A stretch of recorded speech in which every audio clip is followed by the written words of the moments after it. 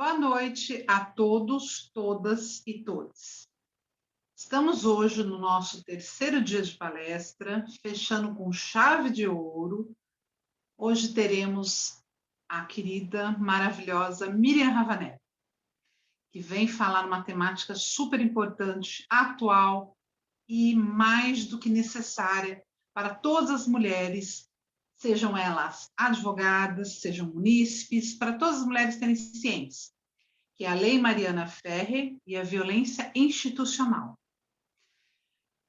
Queria agradecer São Paulo pelo suporte, OAB São Paulo, agradecer as meninas da OAB Campinas, principalmente as superpoderosas, a Carol, a Andressa, a Miriam e a Beatriz, por todo o suporte que elas dão para a gente, por todo carinho, trabalho incansável que faz com que nós possamos apresentar para vocês essas palestras incríveis.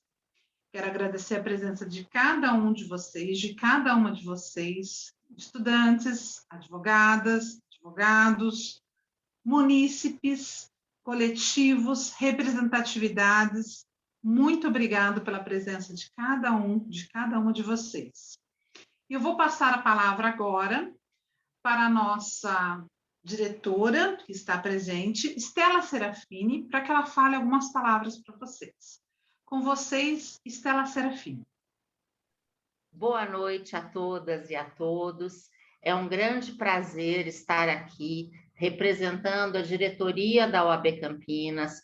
Falo não apenas em meu nome, mas principalmente em nome da nossa presidente Luciana Freitas, do nosso vice-presidente Paulo Braga, do nosso secretário-geral Cláudio Vieira e do secretário-geral adjunto André Amin. Venho e fiz questão de estar aqui hoje, foi um pedido meu, porque tenho acompanhado esse ciclo de palestras, acompanhei antes de ontem, foram palestras maravilhosas que me emocionaram, mas eu já estou emocionada de estar aqui para ouvir essa grande mulher que é a doutora Miriam Ravanelli. A doutora Miriam foi minha e da doutora Silvia Melges, companheira de conselho. E todas as vezes em que nós estivemos juntas, nós não só aprendemos com ela, aprendemos questões jurídicas, mas aprendemos questões de vivência, questões de sororidade, questões que mulheres devem aprender e estar juntas. Então, é um grande prazer. Gostaria de parabenizar a presidente da comissão, doutora Fábia Bigarani, a vice-presidente da comissão, minha grande amiga Silvia Melges, e dizer do meu grande prazer de estar aqui. Doutora Miriam, sinta-se em casa. A OAB Campinas é a extensão da sua casa. E todas as vezes em que você quiser estar aqui, estaremos de braços abertos para recebê-la. É uma grande honra estar aqui com você hoje. Agradeço aos nossos colaboradores também e retorno a palavra para a nossa presidente. Muito obrigada. Obrigada, Estela, pelo carinho, pelas palavras, e com certeza, a primeira palestra foi emocionante, a segunda quase a gente se emocionou, eu tenho certeza que hoje a gente vai precisar de lenços, com certeza. Muito obrigada, gratidão. Eu gostaria agora de passar a palavra para a vice-presidente da Comissão de Combate à Violência contra a Mulher, doutora Silvia Melges, que é uma mulher notável, é uma mulher que foi pioneira na sua época, uma época em que os homens eram predominantes em tudo, uma época em que a mulher não tinha espaço para quase nada ou absolutamente nada, uma mulher guerreira, uma mulher atuante, uma mulher valorosa. É uma honra tê-la como vice-presidente. Com vocês, doutora Silvia Mendes. Boa noite, minhas amigas, boa noite, meus amigos, munícipes, advogadas, advogados. Depois dessas palavras da Fabi, o coração da gente bate forte, e eu agradeço todo o carinho que a Fabi tem tido comigo nessa nossa comissão.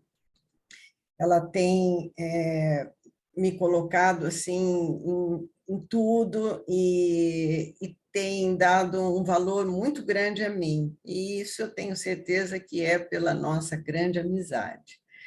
Eu a quero muito, Fabi, e agradeço muito mesmo todo o apoio que você vem me dando na subseção.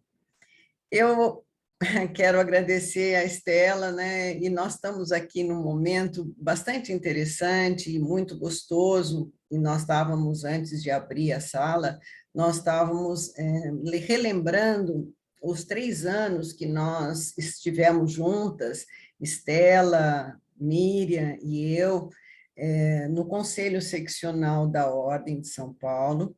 E foram 3 anos maravilhosos juntas.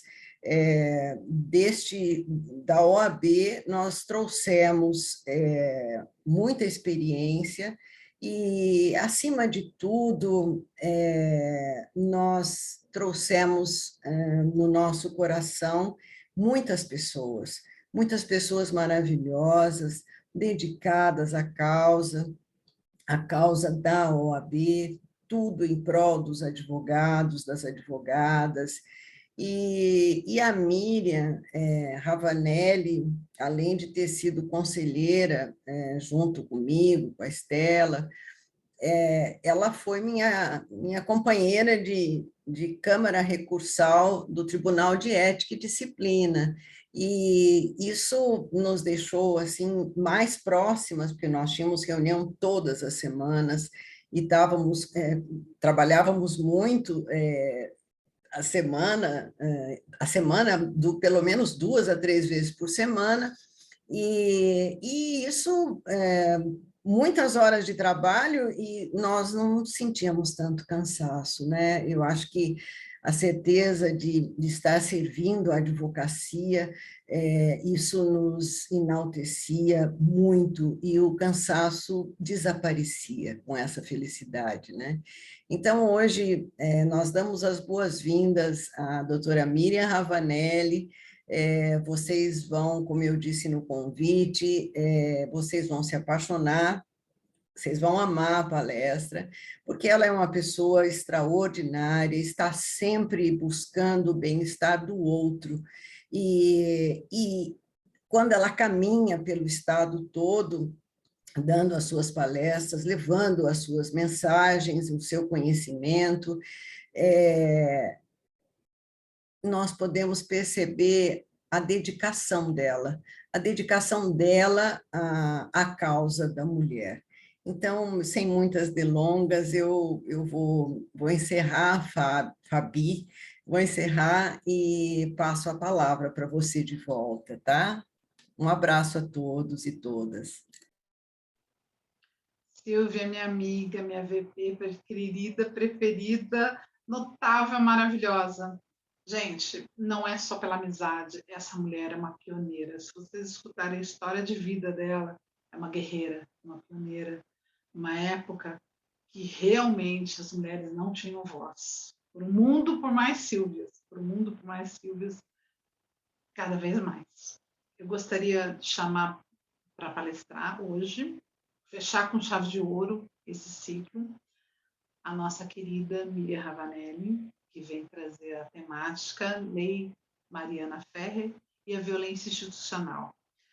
A Miriam é uma grande amiga, é uma grande parceira, é uma grande incentivadora, é uma grande propulsora de capacidades. Se eu pegar para ler o currículo da Miriam, é extensíssimo, são várias qualificações, pós-especializações, atividades dentro e fora da OAB. Ela é uma mulher extremamente ativa em tudo que ela faz, é uma mulher comprometida, faz um trabalho com carinho excepcional, ela é inovadora, ela é outra pioneira, ela é pioneira da nossa época. Se hoje falassem para mim, quem você acha que é pioneira nos tempos atuais, que é a mulher que você falasse como referência? Miriam Ravanelli. Com certeza, Miriam Ravanelli. Então, com vocês, como diz a minha amiga Silvia, sem mais delongas, essa grande mulher, essa grande palestrante, Miriam Ravanel. Desse jeito que começa a ficar bem difícil falar alguma coisa, porque vocês me são muito caras, muito queridas, e eu já dizia para vocês aqui antes de nós abrirmos para os nossos colegas e para as nossas colegas que nos acompanham, o carinho, o amor e a admiração que eu tenho por essas 3 mulheres incríveis, por essas 3 parceiras de caminhada, que eu tive a grata e tenho a grata satisfação de trilhar aí essa caminhada de forma conjunta com vocês. A Estela, que alegria estar contigo hoje, você aqui representando essa subseção que me é tão querida, da onde eu já tenho uma suplementar, já tenho uma cadeirinha aí cativa ali na primeira fileira, porque a minha história com Campinas, ela é cheia de muita alegria, de muita parceria, de muito respeito e de muita admiração. Então, no seu nome, Estela, eu quero pedir que você leve o meu abraço mais fraterno para esses amigos, porque eu fazia as contas aqui, pensava, né? Eu falava, gente, com exceção de Franca, eu acho que Campinas é onde eu tenho, assim, de uma diretoria completa de amigos muito próximos, de pessoas da minha convivência, como a Lu, a nossa presidente querida Luciana, o nosso VP, o Paulo Braga, que saudade do Paulo, o Cláudio, essa pessoa, esse ser humano fantástico, o Amin, como não gostar do Amin? O Amin é um ser humano excepcional, né? E aí você vem, Estela, para poder trazer também essa alegria que lhe é muito peculiar e essa competência para essa diretoria continuar o trabalho, porque Campinas, o próprio nome já precede, vem de gestões e vem de diretorias muito competentes e que fazem muito pela advocacia. Então, leve a essa diretoria, a essa subseção, o meu abraço, meu respeito, minha admiração, e diga que, ó, logo, logo eu estarei aí presencialmente, porque eu faço questão de poder dar e levar esses abraços que eu estou guardando para vocês, viu? Muito obrigada. Estar aqui hoje com essa comissão de combate à violência contra a mulher, que é presidida, que é capitaneada por 2 mulheres que eu admiro, que eu quero bem, que eu respeito, que eu conheço as lutas. E eu não gosto muito de falar de pautas e bandeiras femininas, porque eu falo que quando nós falamos de direitos humanos, falamos de direitos das mulheres, é um direito de toda a sociedade. Então não se trata de um assunto só nosso. É um assunto que deve ser de todos nós. Então, essas mulheres, Fábia e Silvia, que hoje estão à frente desta comissão de combate à violência, que vem dar mais esse sim para essa construção de direitos humanos, para essa preservação, esse enfrentamento de violências e violações que são cometidas todos os dias contra os direitos humanos das mulheres. Gratidão, minhas amigas. Por mais esse sim que vocês dão, não é só para a UAB, não é para a subseção de Campinas, mas é para todos nós, é para toda a sociedade, e vocês cumprem com muita competência o papel social também que nos é atribuído enquanto advogadas, enquanto operadoras do direito. Então, além de todas as suas competências técnicas, vocês têm esse olhar muito atento e muito sensível. Muito obrigada, minhas amigas. Vocês me emocionaram, não só agora pelas falas, pela minha apresentação, mas desde que nós começamos a conversar, desde quando a Fábia faz o convite, desde quando a Silvinha me grava um vídeo, que quase me matou hoje aquele vídeo, com tanto amor, com tanto carinho, e agora também acompanhadas aqui pela Estela, onde nós lembrávamos, inclusive, né, Estela, nos bastidores do primeiro dia que nós nos falamos e nunca mais nos desgrudamos. Então, assim, muito obrigada. E não posso deixar de agradecer também, né, a todos e a todas que estão aqui conosco, que nos acompanham. Espero que seja, na verdade, um bate-papo, uma construção conjunta, porque eu acho que é sempre muito mais proveitoso. Em todos os lugares pelos quais eu passo, eu não tenho dúvida de que eu mais levo do que deixo, porque eu levo os encaminhamentos, as compreensões e procuro assimilar, procuro me reconstruir e procuro pensar a respeito daquilo que me é trazido, um outro tipo de olhar, um outro tipo, uma outra forma de repente ver algo com o qual eu já estava me posicionando. Então, assim, eu gostaria de fazer esse convite também para quem nos acompanha, né? E, obviamente, adentrando na palestra, e depois, Fabi, queria que você me ajudasse, porque eu fiz alguns slides, até porque é uma questão um tanto quanto técnica, né? Obviamente que nós não estamos aqui com o intuito de discutir o caso em si, de entrar no mérito do caso, até porque é um caso que, apesar de já ter sido julgado em primeira instância, de todos conhecer o fato, ter conhecimento, que é um fato que se tornou público, se tornou notório, não à toa vamos discutir isso, não à toa tem uma lei que recebe o nome, né, daquela vítima, daquela agredida, daquela que foi colocada em situação de vulnerabilidade ali, não só pelo Estado, mas por todo um sistema de justiça, né? E então eu não vou adentrar. Então já foi discutido em primeira instância, em segunda instância, aonde essa decisão foi confirmada por unanimidade. Contudo, agora alguns dias atrás, nós tivemos uma nova informação que há uma possibilidade de um procurador rever, melhor dizendo, o caso da Mariana Ferrer, porque haveria a possibilidade de um incidente processual para discutir pautas de violações de direitos humanos.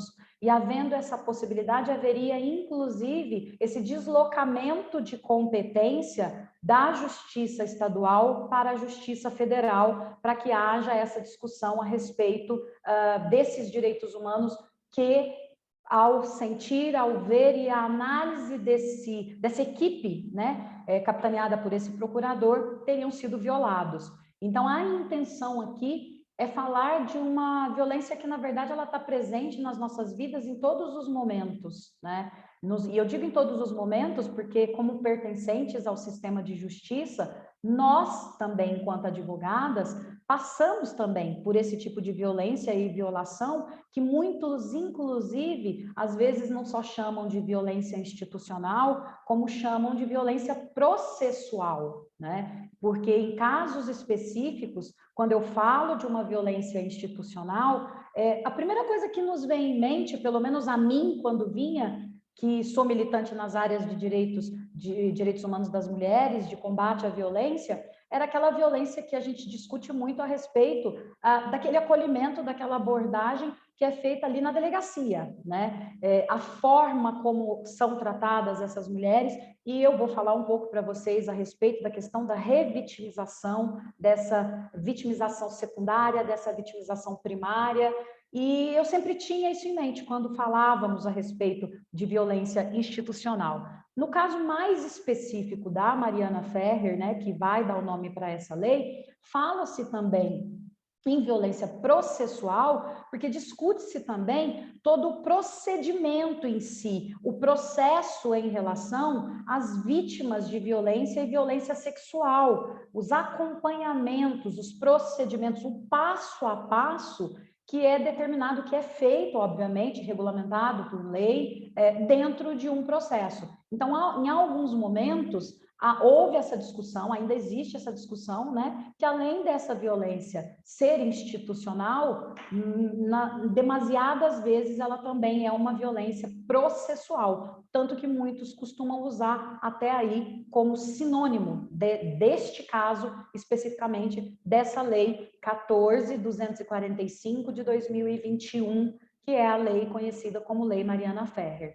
Então, eu quis fazer essas pequenas abordagens antes de abrir os slides, apenas para que nós possamos partir do mesmo ponto ali e ter em mente que aqui nós não viemos para discutir o mérito do caso em si, mas as violências e violações que podem e são cometidas diariamente por aqueles e aquelas que têm uma competência legal e fala em nome de um ente público. E, na verdade, teria essa competência e teria que ter, que eu vou falar um pouco com vocês também a respeito, da capacitação em si.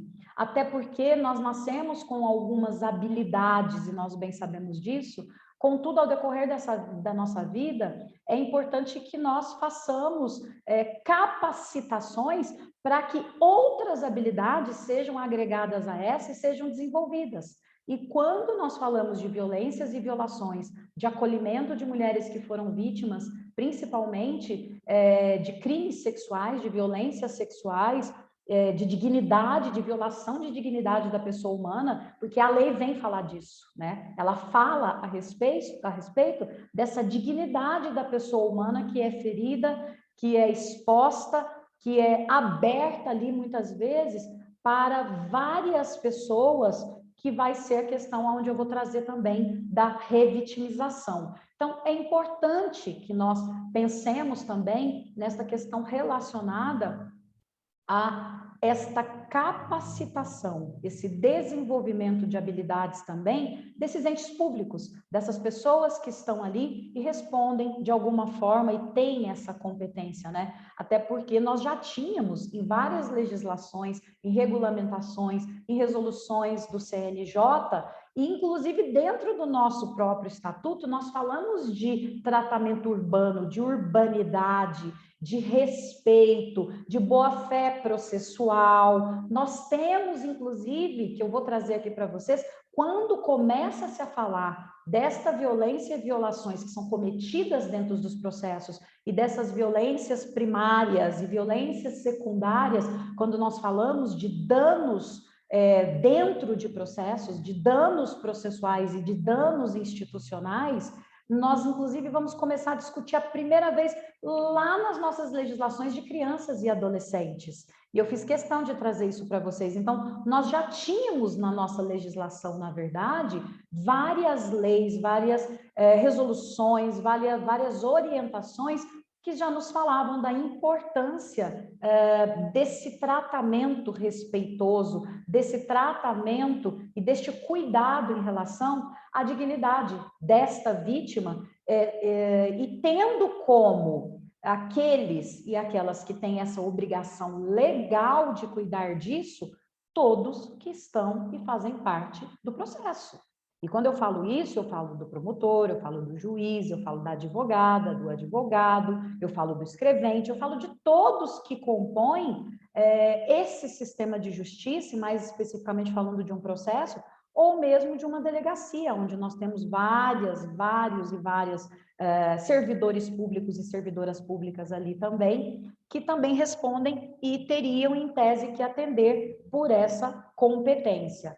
E uma coisa que é importante, que eu fiz questão de destacar em alguns slides que eu trouxe aqui para vocês, é que a Lei Mariana Ferrer, ela não vem falar exclusivamente de mulheres, mas fala de partes que estão dentro de um processo, que tem que ter essa dignidade da pessoa humana respeitada e de testemunhas. Então, ela não trata especificamente do gênero feminino, contudo, como nós ainda, infelizmente, somos maioria esmagadora também como alvo desse tipo de violência e violação, atribui-se aí num patamar de 90% a 85% a 90%, até mais, para mulheres, para o gênero feminino. Então, há essa associação, até porque vocês vão perceber que, como vai falar de crimes sexuais, como vai falar dessa dignidade sexual da mulher, como a dignidade dessa vítima, melhor dizendo, que é atingida, a maior atingida pela violência sexual, nós temos ainda o gênero feminino, seguido aí de crianças e adolescentes, que aí nós já teremos uma legislação um pouco mais específica, que virá para complementar as outras legislações, como o Código Penal, enfim, Lei Mariana Ferrer e outras legislações que também vão dar esse amparato para crianças e adolescentes. Mas aqui, especificamente hoje, nós vamos tratar dessas violências e violações de institucional de uma forma geral e, obviamente, fazer alguns recortes e algumas avaliações da letra literal ali, né, da lei, da legislação, e discutir um pouco a respeito disso. Fabi, eu vou tentar então aqui fazer o compartilhamento, porque senão também eu fico falando demais aqui e vocês já me conhecem, né? Eu brinco que se a Margareth já estivesse aqui, ela já ia falar assim, seja mais objetiva. Qualquer coisa, se você tiver algum problema, a Andressa pode te auxiliar também. Mas eu acho que vai dar certo sim, eu já tinha deixado aberto aqui, peraí. Só preciso ver Aonde está aberto, Fabi? Abriu aqui.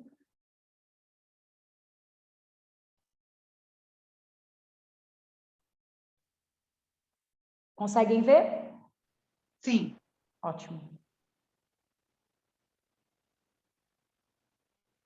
Bom, essa lei aqui que eu trouxe aqui para vocês é aquela que eu falava já, que quando nós começamos a discutir, começamos a falar questões relacionadas a violências institucionais, a tirar, né, e colocar, tirasse aquelas cortinas que normalmente, aqueles panos, aqueles tampões, aquelas portas e aquelas janelas que são colocadas quando fala-se de violência, que não discutíamos e não falávamos, né, apesar de ter legislações que já nos protegiam, quando nós vamos começar a falar a respeito dessas violações de uma forma mais concisa, de uma forma mais constante, e reconhecer que esse tipo de violência também está inserida no nosso sistema de justiça, nós nos deparamos com essa lei 13.431 de 2017, no seu artigo 4º, que é exatamente quando eu falava para vocês da criança e do adolescente.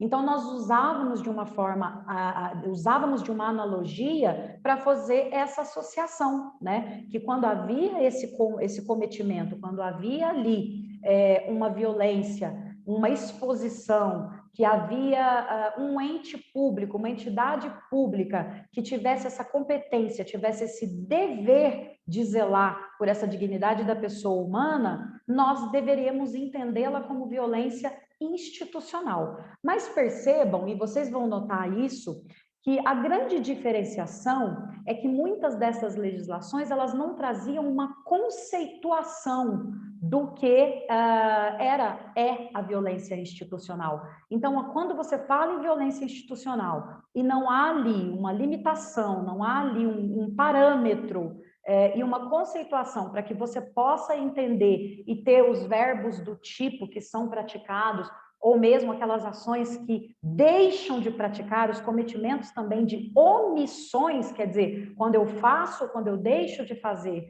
e não há ali essa conceituação, nós ficamos com um conceito muito amplo, né? E quando esse conceito ele fica muito aberto, ele fica muito amplo, eu não sei, mas eu tenho a sensação, e até analisando isso, eu sempre penso que ele fica mais fácil de se derrubar, mais fácil de contradizer, mais fácil de questionar, uma vez que eu não tenho ali uma conceituação específica a respeito do que é e do que se tratava essa violência institucional. Então, a primeira vez que nós vamos nos deparar com essa discussão de uma forma mais ampla, de uma forma mais aberta, mais pública, a respeito dessas violências que são cometidas pelo ente estatal, por essa instituição pública, né? Vai ser e vai aparecer aí nessa lei 13.431 de 2017, lá no seu artigo 4º.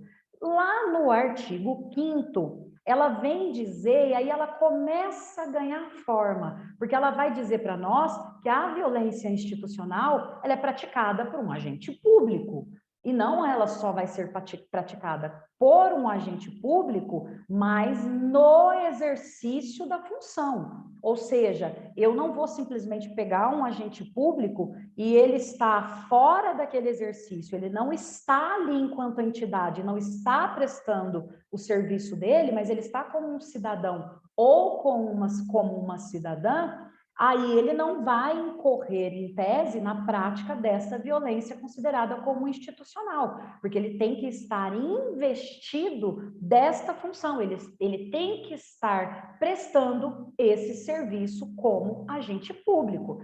E aí ela vai e prossegue, em instituição de qualquer natureza. E é o que eu já disse aqui para vocês, sejam atos comissivos, ou sejam atos omissivos, ou seja, aquilo que eu faço ou aquilo que eu deixo de fazer. Então, quando eu também me omito, quando eu deixo de prestar um serviço da forma como eu também deveria, eu também cometo violência. Eu também estou praticando violência institucional quando eu busco por esse agente público e ele deixa de prestar aquele serviço para o qual ele está ali. Como, por exemplo, quando eu contava para vocês lá no início a respeito de se socorrer, de buscar uma delegacia, que quando nós falamos de violências e violações cometidas contra as mulheres, eu penso que na maioria dos imaginários é o que vem primeiro à mente, são os tratamentos hoje, que nós tanto discutimos nas delegacias.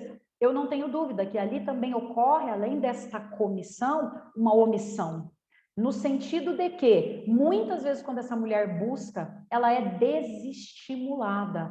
Não é ofertado a essa mulher possibilidades para que ela possa prosseguir com aquele processamento, para que ela possa dar os passos seguintes. Muito pelo contrário, muitas vezes ela é desestimulada, ou seja, para que ela não faça, para que ela deixe, porque vai dar muito trabalho, porque ela vai ter que sofrer tudo aquilo de novo, ou então, no final das contas, não vai virar nada. E é o que normalmente a gente escuta por aí. Então, quando eu falo de atos comissivos ou atos omissivos, né, aí eu acredito que a primeira coisa que nos vem no imaginário é essa questão. E o que esses atos eles vão ocasionar? Quando eu faço essa omissão ou eu pratico esse ato, essa ação, faço, né, ou deixo de fazer, de alguma forma, obviamente, vai impactar e vai prejudicar o atendimento daquela vítima ou daquela testemunha.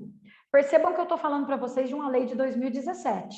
Eu ainda não estou na lei Mariana Ferrer. E ela vai dizer exatamente a respeito da vítima ali, o tratamento que deve ser direcionado àquela vítima e também à testemunha. Então, nós usávamos essa lei que era trabalhada com crianças e adolescentes de uma forma analógica para trabalhar essa questão da violência institucional em si.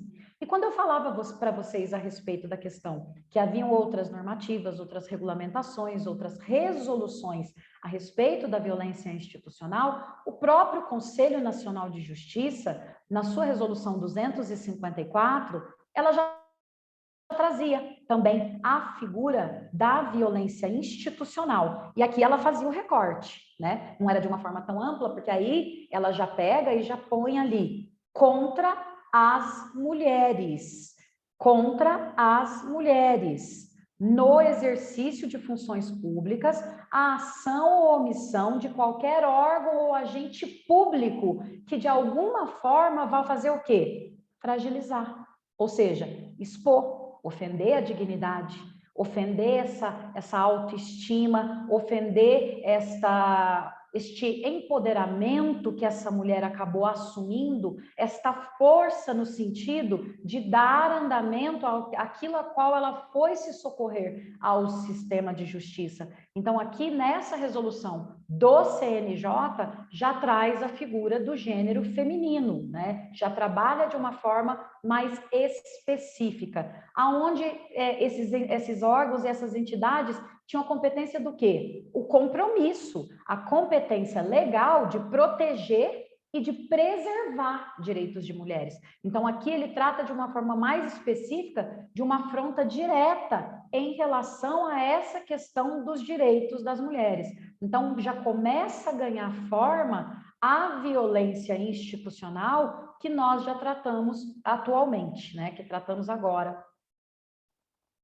Aqui eu trouxe para vocês também, deixa eu só aumentar aqui, uma outra definição, uma outra conceituação, né, que quando esses representantes de instituição, eles vão, olha só como já vai ganhando forma e vai ganhando e se aproximando na lei Mariana Ferrer, porque aqui eu já estou falando desses representantes de instituição, dessas pessoas do poder público, e aqui eu já começo, emitem juízos de valor, ou seja, eu já estou ampliando aqui essa possibilidade desse cometimento dessa ação ou dessa omissão em relação à violência. Por quê? Porque eu, enquanto ente estatal, enquanto pertencente ao sistema de justiça, me cabe trabalhar com as provas concretas, com o que eu tenho nos autos, com o que me foi ofertado, com a palavra da vítima, com aquilo que consta ali no mundo jurídico. Não me cabe emitir juízo de valores. E quando esses juízes de valores, eles começam a interferir, começam a intervir no meu poder de decisão, eu também cometo violência institucional. E o que você está querendo dizer com isso, Miriam? Quando eu começo a me pautar por alguns paradigmas que foram sedimentados, que sedimentaram o nosso processo, sedimentaram o nosso sistema de justiça, porque quando o nosso sistema de justiça ele é instituído, ele é pensado por quem? Por homens, né? Por seres humanos do sexo do gênero masculino, normalmente héteros, brancos, de uma classe privilegiada, e há toda uma questão de construção histórica e cultural que vai perpassar anos e anos e anos e vai sedimentar, por óbvio, esse sistema de justiça. Então, através dessas conceituações e dessas construções sociais que vêm de encontro e, obviamente, abraçam aquilo que eu tenho como juízo de valores, eu deixo que isso interfira e começo, de alguma forma,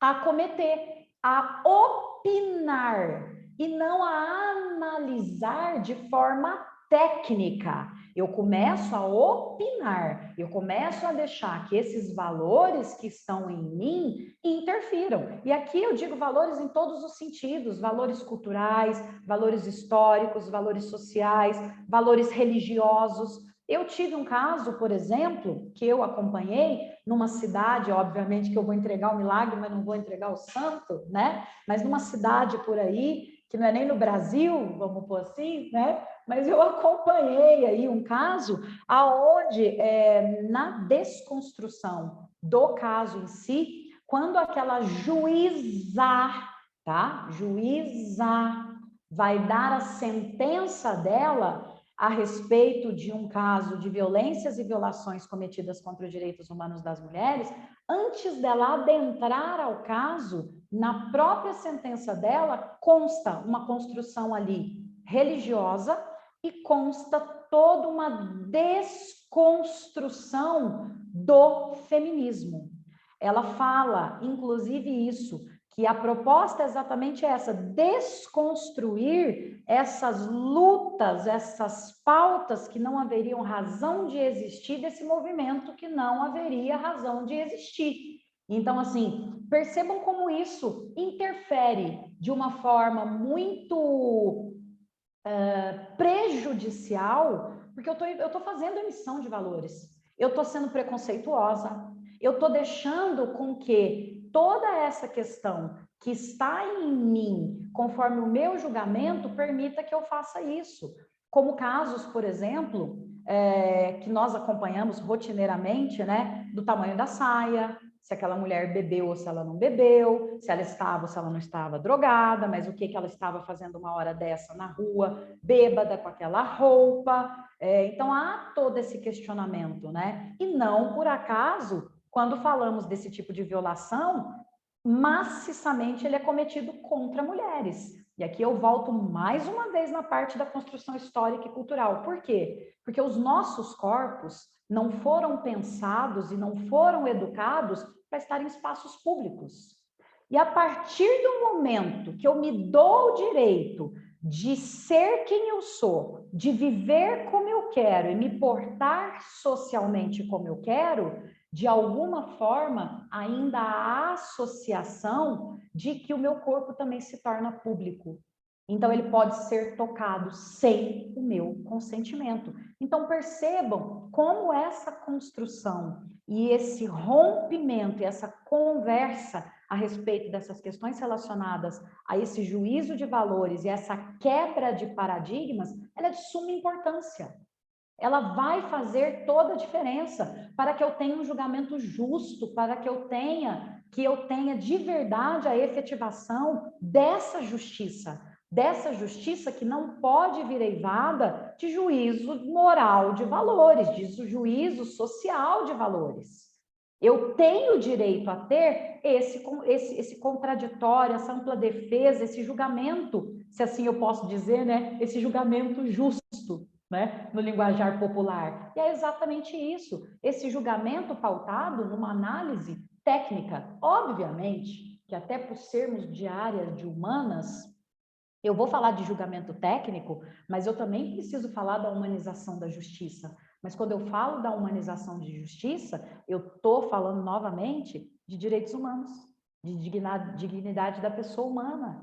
E se eu faço essa valoração e torno isso mais importante quando eu faço esse juízo de valores de forma sexista, de forma machista, de forma classista, etarista, racista, então eu não estou entregando a justiça.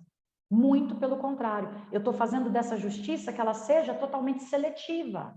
Eu estou escolhendo as formas, eu não estou aplicando a justiça da mesma forma a todos e a todas. Porque se eu começo a fazer essa separação, eu, enquanto pertencente ao sistema de justiça, aquilo que couber na minha caixinha, eu vou julgar de uma forma. Aquilo que não couber, eu vou julgar de outra.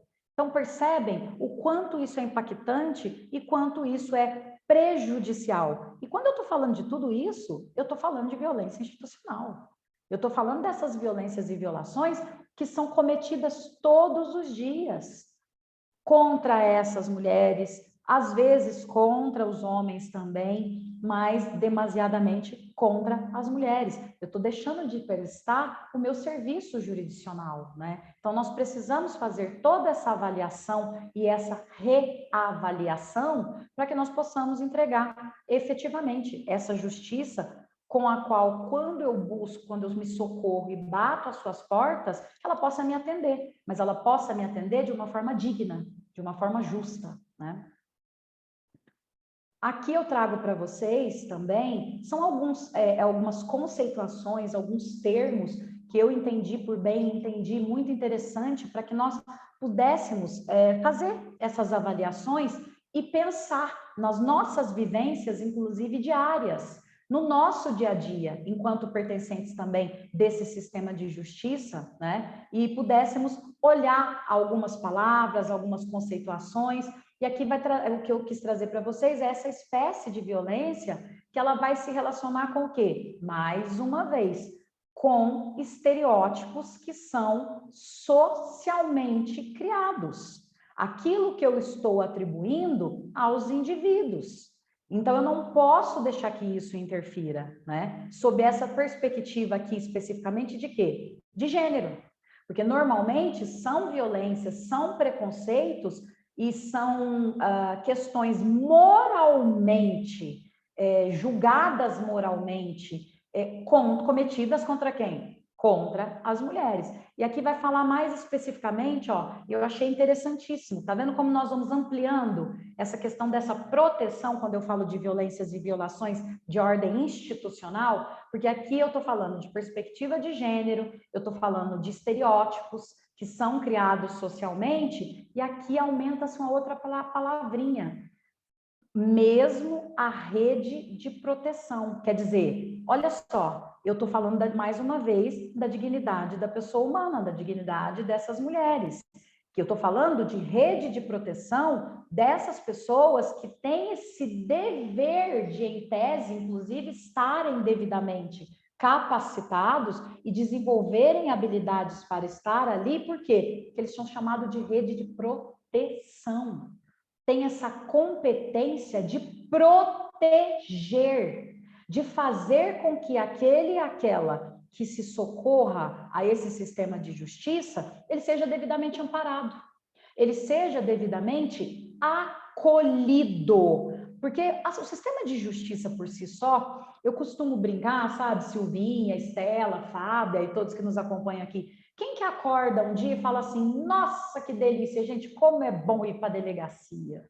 Olha, se tem um lugar que eu gosto de passear para ver normalmente aquele fórum pintado de cinza, aquele lugar agradável e tudo mais. Nossa, hoje eu vou comprar um sorvete e vou passear no fórum, né? Então, assim, o próprio sistema de justiça em si, a própria estrutura em si do sistema de justiça, já é um lugar frio, já não é um lugar agradável. Então, eu fico pensando, para pessoas que não são técnicas, que não fazem parte, não são pertencentes ao sistema de justiça, estão de alguma forma vulnerabilizadas. Concordam que para elas é um passo muito doído, muito dolorido se socorrer e chegar até a essa estrutura e ver tudo aquilo? É muito longe do entendimento dessas pessoas.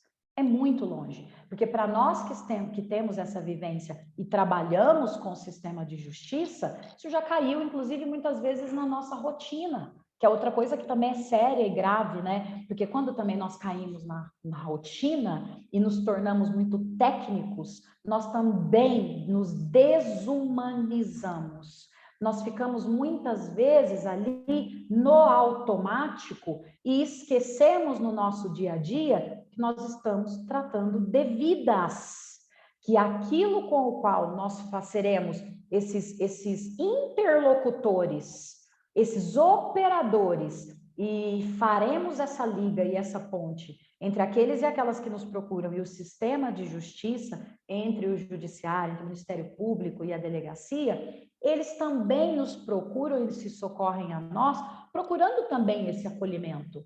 Então, nós precisamos também, enquanto operadoras e operadores de direito, enquanto advogados e advogadas, revisitar também de vez em quando e lembrar que nós somos da área de humanas, que nós tratamos com vidas e que depois aquilo nós estamos tentando ajudar a resolver, que nós somos essa atividade de meio, que nós vamos oferecer esses meios necessários para aqueles e aquelas que nos buscam, buscar a justiça, ver o seu dano reparado, buscar as suas liberdades, proteger as suas liberdades e por aí vai, depois eles vão para casa e nós vamos para a nossa.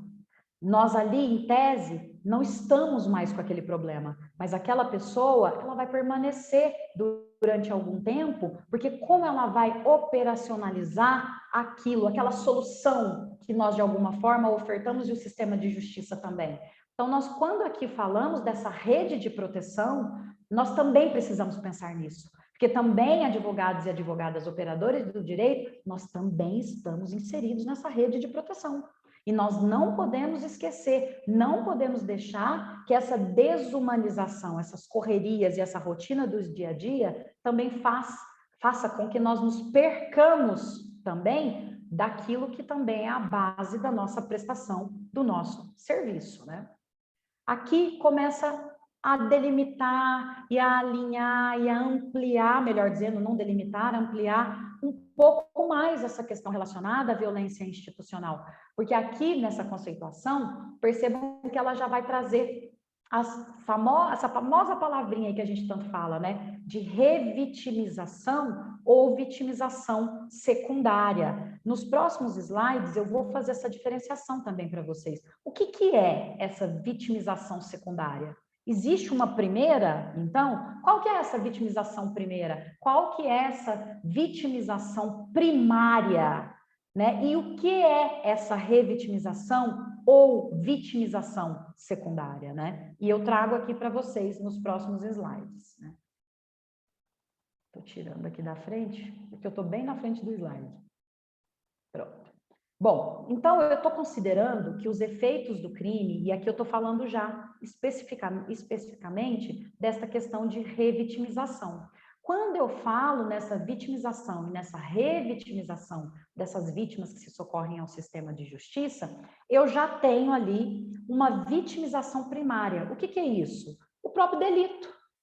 Foi aquilo que aconteceu. Então, aquilo que de alguma forma me desacossou, atingiu o meu direito, me causou algum dano, é considerado essa vitimização primária, é a origem de tudo, é o que deu base para que eu me socorresse ao sistema de justiça, tá? Miriam, e o que é essa vitimização primária, essa revitimização, né? O que é isso? Essa revitimização vai ser todos os desdobramentos que vão vir posterior a eu ter procurado por esse sistema de justiça. tudo que vier depois, daquilo que for considerado esse fato criminoso, tudo que a vítima experimentar em relação a esse processo, a esse processamento, a essa busca da justiça, né? Ela vai ser colocada como uma vitimização secundária ou revitimização. Mas por que você está falando isso, Miriam? Então, quer dizer que o próprio processamento em si, os nossos procedimentos, eles são considerados uma forma de violência? Sim, eles são uma forma de violência institucional. Contudo, involuntária. Por que involuntária? Porque nós temos todo um processo ali, nós temos passos, temos procedimentos que deverão ser atendidos e que eu não posso me furtar de atendê-los, porque eu estou dentro de um processo. Como, por exemplo, eu preciso do exame de corpo de delito. Eu preciso levar essa vítima na delegacia e fazer com que ela fale ali com a escrivã, ou com o escrivão, com a assistente social, ou com a psicóloga. Isso aqui eu estou falando que ela já contou isso aqui para todo mundo, viu? Não foi uma para essa, para cada uma dessas pessoas que eu estou citando, tá? É um tour que acontece ali. Aí depois que ela passa por todo mundo, e muitas vezes o balcão exposto ali na frente, nós não temos uma sala em muitas delegacias específicas para que eu possa relatar aquela violência ou violação a qual eu fui, que eu sofri, que eu fui submetida. Então, muitas vezes, eu não estou falando só para a escrevente, para assistente social, para psicóloga, aí depois eu vou contar para a delegada ou para o delegado, mas eu estou falando para todos que estão ali ao meu entorno, para todos que estão envolvidos, da tiazinha ou do tiozinho do café, para aqueles que estão esperando para ser atendidos. Então, assim, o próprio processo, percebem? Ele já é por si só violento. O exame de corpo de delito, você quer uma coisa mais invasiva do que alguém ficar tocando o teu corpo, procurando vestígios. Por mais delicado, por mais respeitoso que essa profissional ou esse profissional sejam, está tocando um corpo que foi violado. Porque se eu estou fazendo ali um exame de corpo de delito, é porque meu corpo foi violado. Então, percebam que é uma revitimização. É uma outra forma de violência, mas nós dizemos que é uma forma de violência involuntária.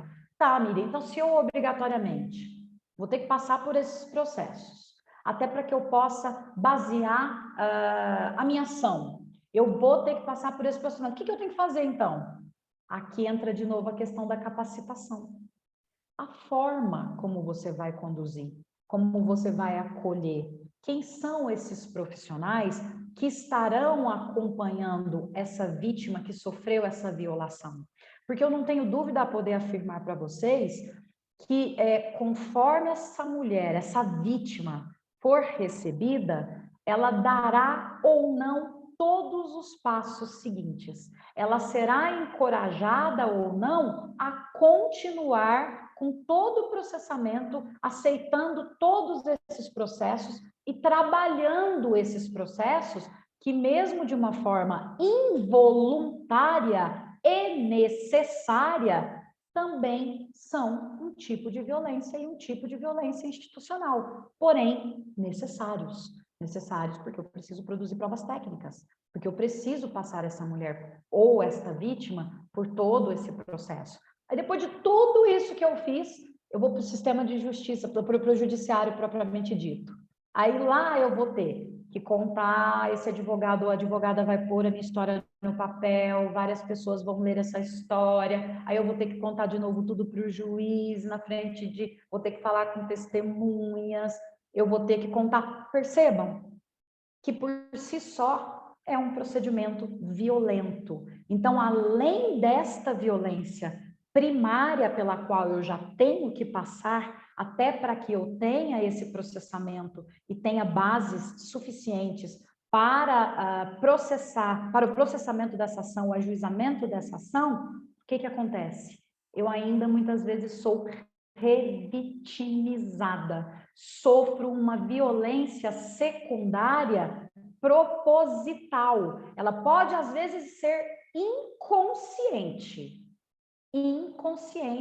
Às vezes eu não tomei ciência daquilo, mas eu acabo revitimizando, acabo colocando e expondo essa vítima que se socorre ao sistema de justiça a toda essa situação de outra vulnerabilização, né? Aí aqui, a lei mais especificamente, né, a lei 14.245 de 2021, que é a lei Mariana Ferrer, né, que ela vai trazer aí, na verdade, algumas alterações que vão ocorrer onde? Vão ocorrer no nosso Código Penal, vão ocorrer no nosso Código de Processo Penal e também na Lei 9.099 de 95. E todas essas alterações, essas modificações, esse inserir de letras, de artigos, o que ele vai visar, o que ele quer, afinal de contas, com essa lei? Já que eu trouxe para vocês que nós já tínhamos todas aquelas outras leis ali. Ele vem para coibir atos que atentem contra a integridade física e psicológica da vítima. Esta parte é uma das partes que eu particularmente vejo como um dos maiores avanços dessa lei, se ela for devidamente aplicada. Porque quando eu falo em coibir, soa para vocês como um modo preventivo. E, infelizmente, quando nós falamos de violências e violações cometidas contra as mulheres, muitas vezes eu não trabalho de forma preventiva. Eu trabalho de forma repressiva. Eu trabalho quando o problema já está instalado, quando aquilo já aconteceu, quando aquilo já está acontecendo, quando aquilo já explodiu, eu já cheguei num feminicídio, eu já cheguei numa situação grave de violência e violação, eu já estou com o caso, com um problema instalado de uma forma muito séria e muito grave. Então, uma das questões que eu destacaria aqui, um dos recortes que eu faria à Lei Mariana Ferrer, é exatamente quando ela fala desta possibilidade de eu trabalhar com essa lei para coibir, para prevenir atos que vão atentar novamente, que vão revitimizar essas mulheres e esses homens, enfim, essas pessoas e essas testemunhas que se socorrem ao sistema de justiça. Então, isso para mim fez toda a diferença. Esse verbo aí, que se nós conseguirmos colocá-lo em prática, se nós conseguirmos realmente dar efetividade e eficácia para ele, eu não tenho dúvida de que vai ser benéfico para todo mundo, para que nós tenhamos um processamento justo, né? E aqui eu estou trazendo, tá, recortes da lei, tá? Não estou trazendo a letra literal ali, estou trazendo recortes da lei e coisas que considerei importantes para que nós pudéssemos conversar. E vai questionar também esses limites de atuação da defesa, né? Da acusação, do magistrado, quer dizer, de todos os envolvidos do processo. Qual que é o limite de atuação? Eu posso falar qualquer coisa? Eu posso me portar do jeito que eu quiser, da forma como eu quiser? Eu posso me expressar como eu quiser, dizendo que eu jamais teria uma filha como você, que você é isso, é aquilo, que eu teria vergonha de ter uma filha como você? Ou coisas como do gênero que eu já ouvi, por exemplo, quando trata-se de um público, por exemplo, GLBT, PQIA+, onde eu falo, eu preferia que meu filho estivesse morto do que fosse uma pessoa como você? Então, percebam, e eu estou falando tudo de juízo de valores, hein? E eu estou falando mais uma vez dessa questão dos juízes de valores, aonde eu vou trazer e vou levantar toda a questão do preconceito que vai impactar na atuação. Porque quando eu passo desse limite da atuação ali de defesa, de acusação, de magistratura, de Ministério Público, de advogados das duas partes, e começo a atingir a integridade, a dignidade desta pessoa que está ali, eu estou cometendo, com certeza, um tipo de violência institucional.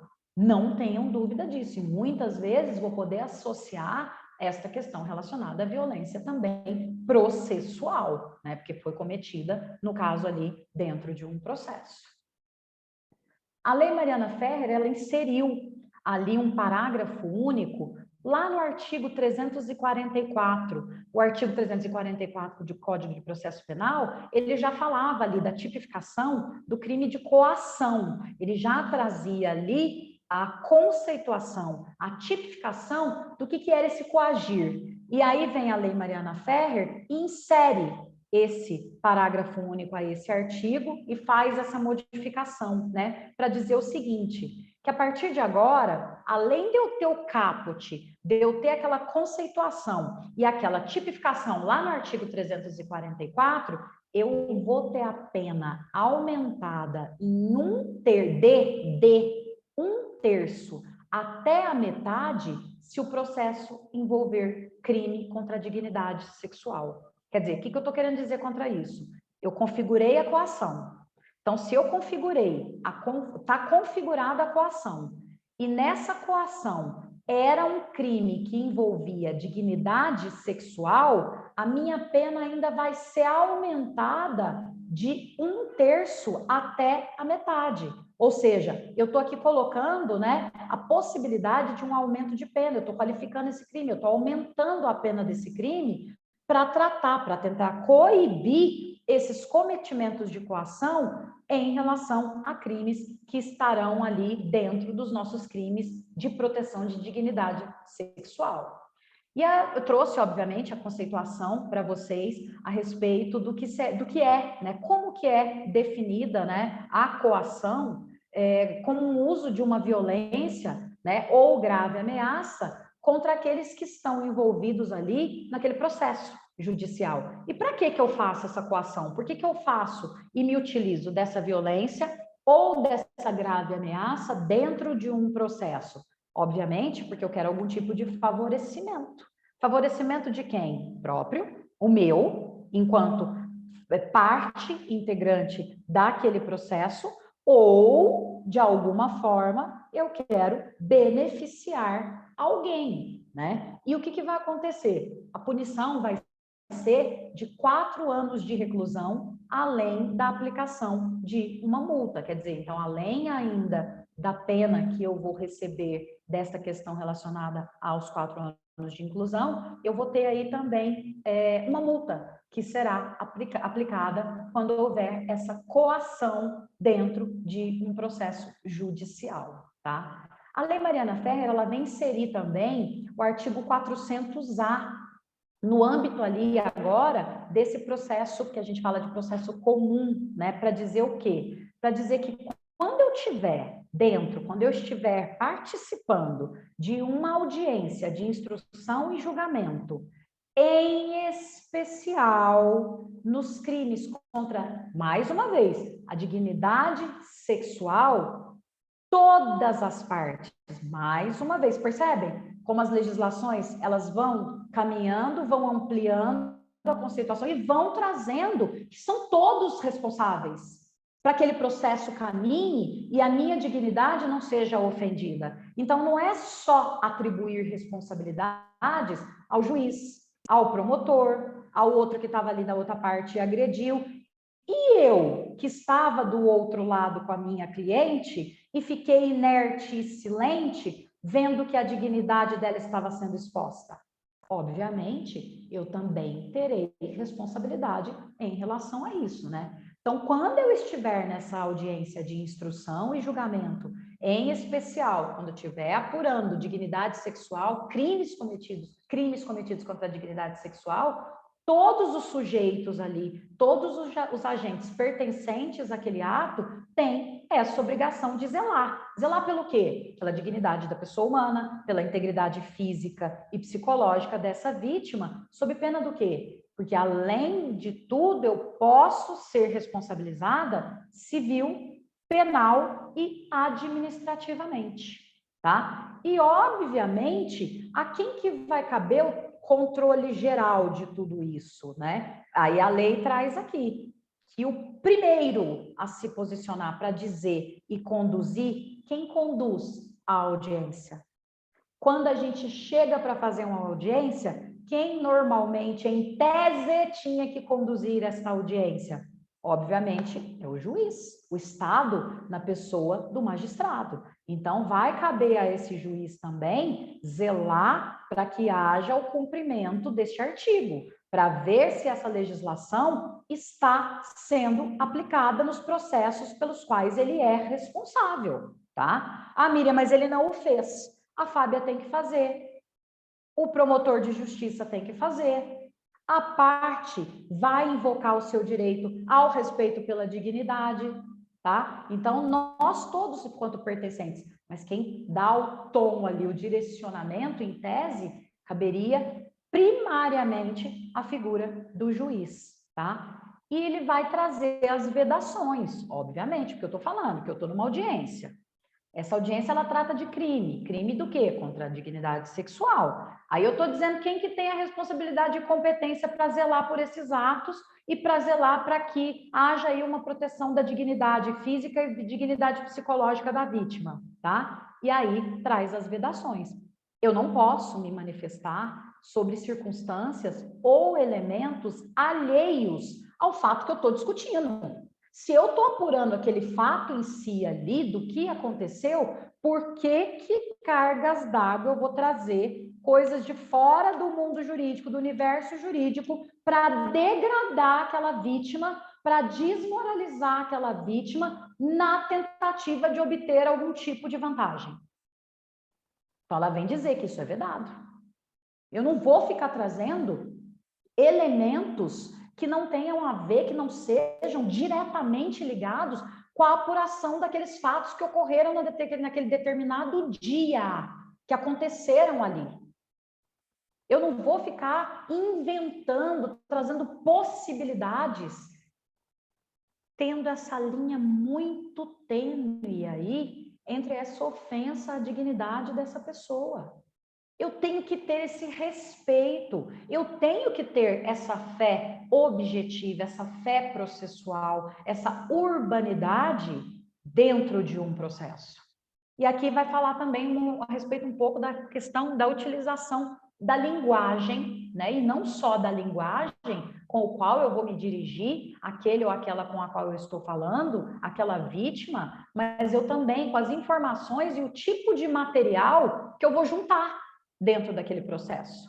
Porque a gente sempre sabe, né? E aqui falando com vocês muito abertamente, né?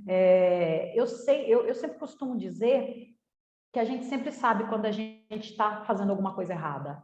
Que apesar de às vezes a linha ser muito tênue, a gente normalmente sente quando nós estamos passando do limite. E quando nós fazemos isso de forma intencional, para que eu possa, de alguma forma, obter essa vantagem, eu passo desse limite, eu avanço esse limite, eu vou além desse limite, porque ali vale tudo, vale qualquer coisa, inclusive revitimizar, expor essa vítima, eu vou incorrer aqui. Eu estou incorrendo numa violação, numa vedação, e eu vou ser responsabilizado ou responsabilizada por esse tipo de cometimento. Aí o artigo 400A. Esse dispositivo, ele vem para evitar exatamente isso que a gente falou aqui até agora, que o foco dessas discussões processuais, ele esteja totalmente ali dissociado com as questões que eu tenho ali do processo. Eu preciso agir, obviamente, de forma objetiva, de forma pontual. Eu preciso discutir aquele caso em si. Eu preciso parar de colocar aquelas questões que a gente já discutiu lá atrás, das minhas impressões pessoais, dos meus preconceitos sociais, daquilo que é moralmente julgado e condenado, para que, tentando a desmoralização desta vítima, eu consiga, de alguma forma, envolver o judiciário, e esse judiciário, assim como eu provoquei, também me devolva uma decisão saindo também do mundo processual e técnico, e emitindo uma decisão e uma sentença aonde também virá eivada de valores que ele também carrega, como ser humano que é. Mas eu preciso ter esse olhar atento e esse olhar técnico para que eu não invada e para que eu não agrida a dignidade dessas pessoas que se socorrem à justiça. A lei inseriu também um novo dispositivo, né, lá no procedimento do tribunal do júri. Então, agora, lá naquele procedimento, no passo a passo ali do tribunal do júri, houve também essa inserção desse artigo 474-A, que quando eu estiver lá em plenário, quando eu estiver nessa instrução no plenário, a mesma coisa. Todas as partes, todos os sujeitos processuais que estão devem respeitar a dignidade da vítima.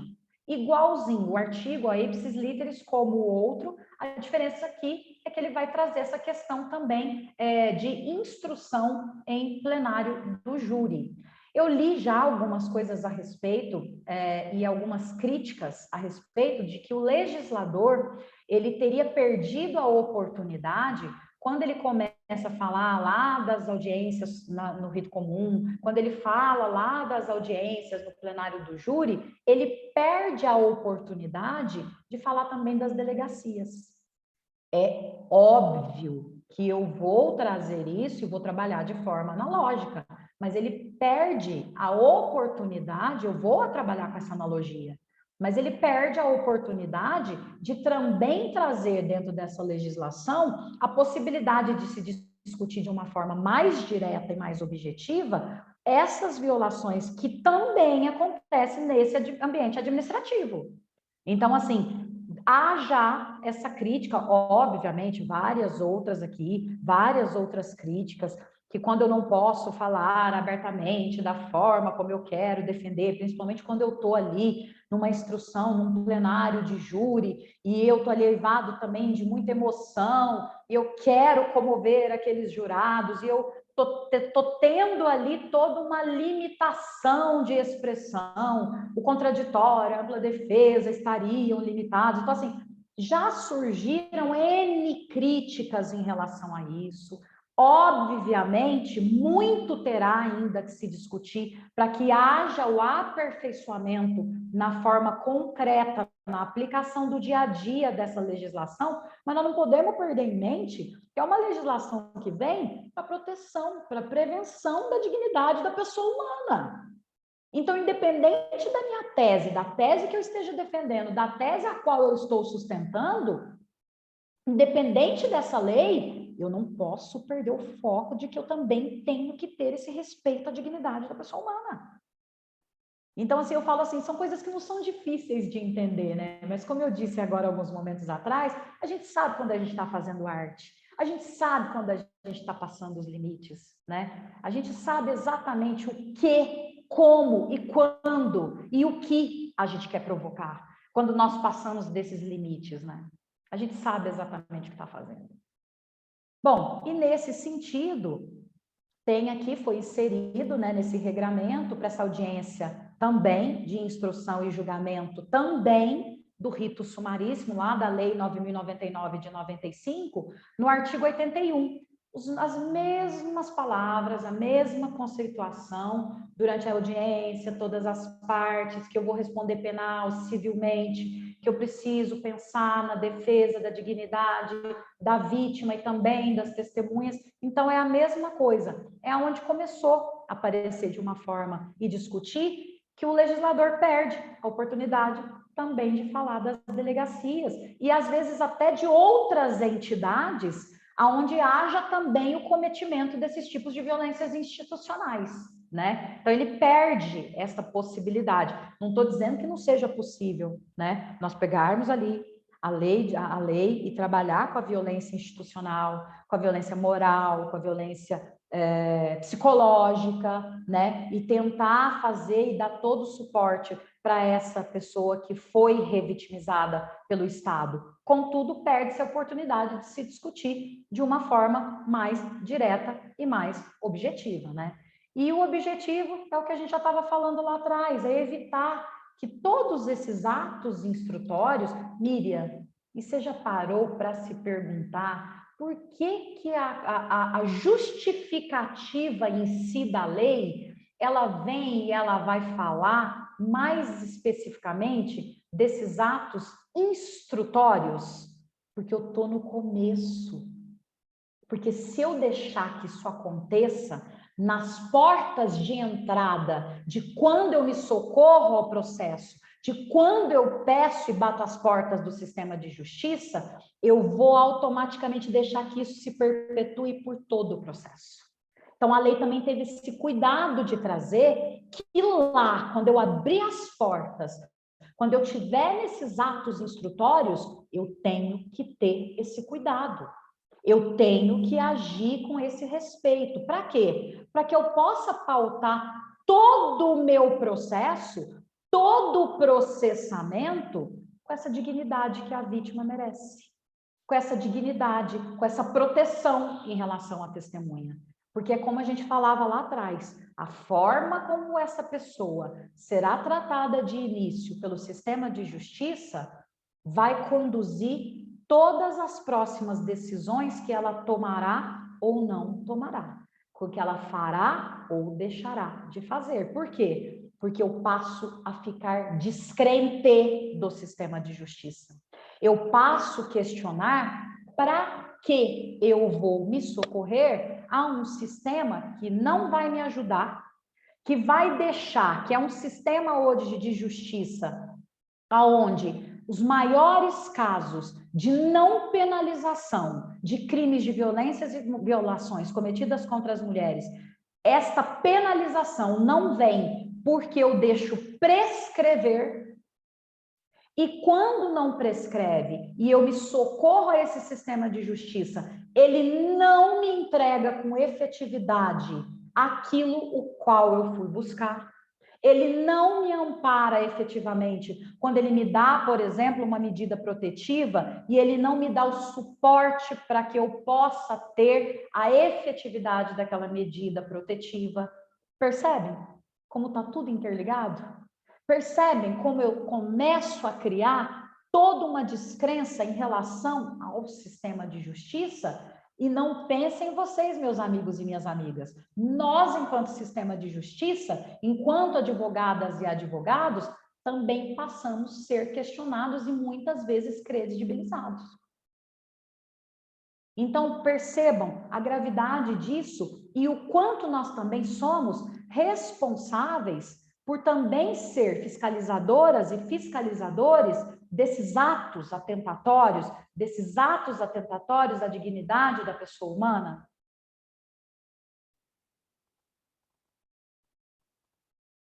E caso haja esse tratamento de forma vexatória, de forma humilhante, dessa exposição dessa vítima, dessa exposição dessa testemunha, quando ela lá está sendo ouvida, ou mesmo quando ela tenha sido dispensada, eu vou dispensar pelo quê? Percebem um outro errinho aqui? Quando eu falo dessa justificativa da lei, o legislador ainda fala em sexo feminino.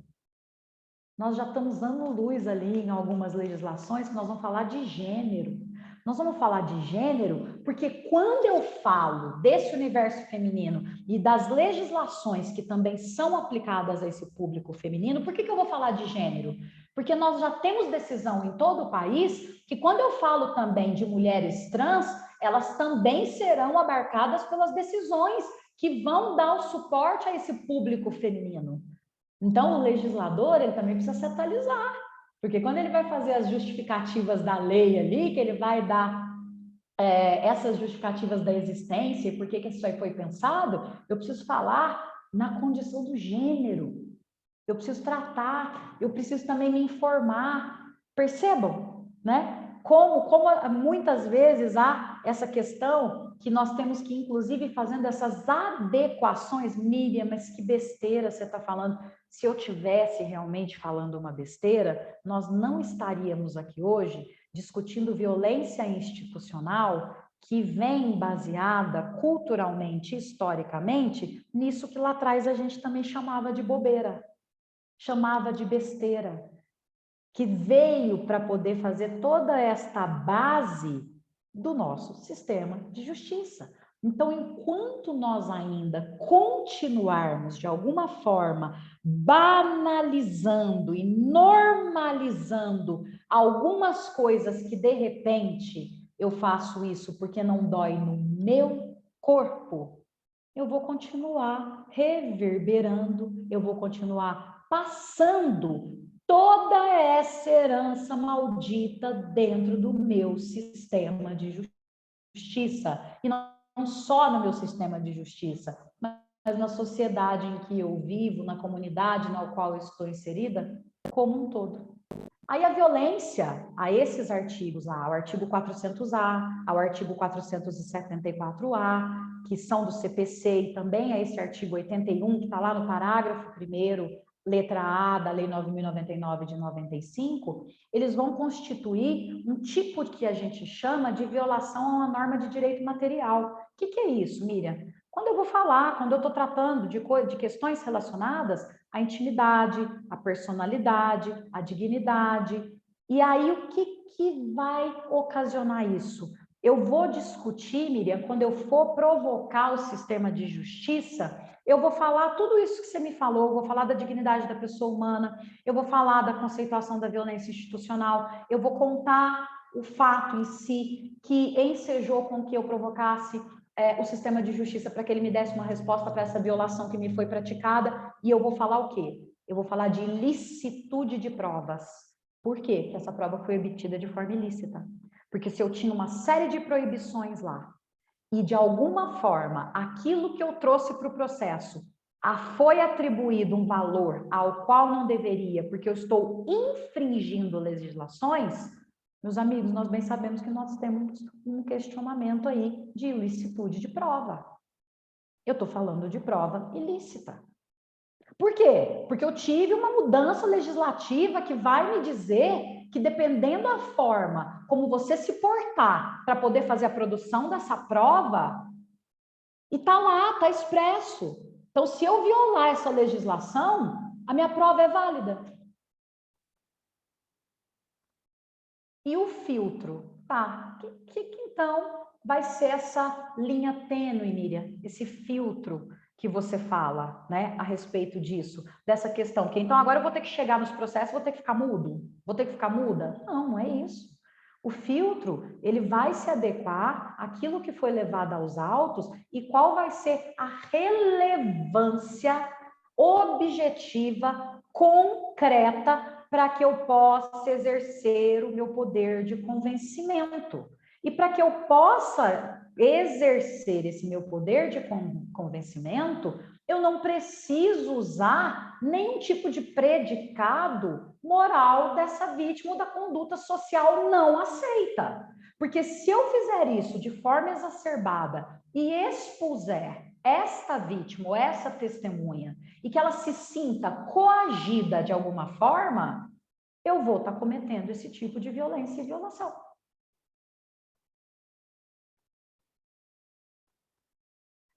Bom, falei demais.